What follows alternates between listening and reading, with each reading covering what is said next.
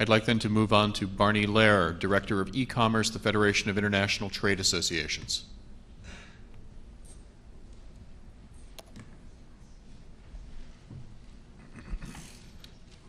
Hi, I want to thank the committee for this hearing. I think it's very important. Some very interesting points have come up.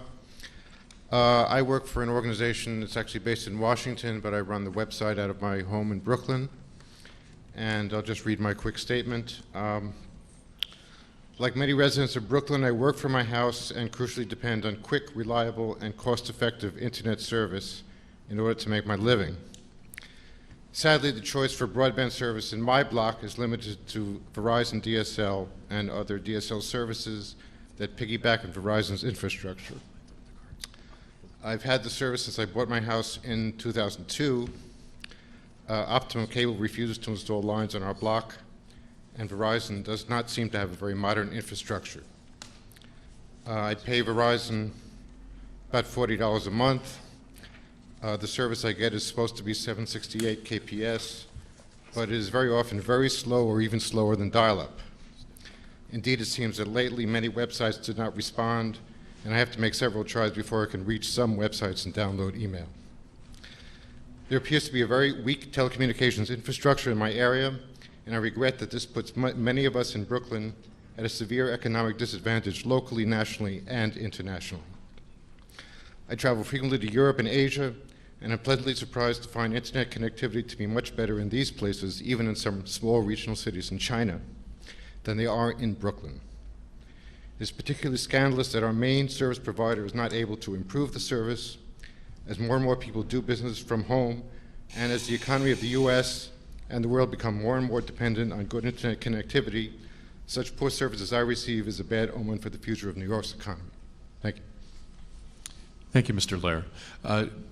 Are there questions for Mr. Lehrer?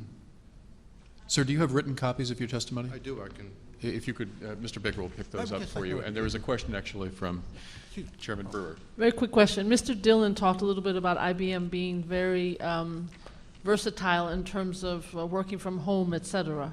And obviously you're doing that as an individual, and I think based on the mayor's good plan on thinking of ways of being more environmentally sensitive, we should all be thinking about saving electricity, energy, et cetera, and working from home and being telecommunicative is one way to do that.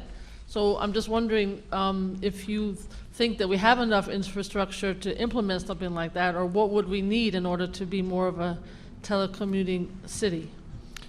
Well, I know from my experience in other countries, I know, for example, I was in a city in Brazil about 5 years ago, Porto Alegre, where they were already installing fiber optic for the whole city at the municipality's expense.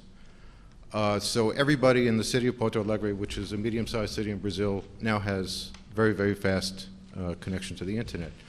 And again, as you point out, if more and more people are able to work from home, there is considerable savings in transportation and power usage, certainly. Yeah. Could I ask a quick question, Dave? Yeah. Just curious, what neighborhood in Brooklyn do you live? Kensington. Kensington. Do you have any idea what the closest fiber optic service is from your home? Don't have a clue. No wireless at all in the No, neighborhood? there's no like It's all WiMAX. There's DSL. nothing. No, it's all DSL. Oh well, I mean, there is cable in some parts of the neighborhood, but not in my block. Thank you, Mr. Lehrer. Thank you.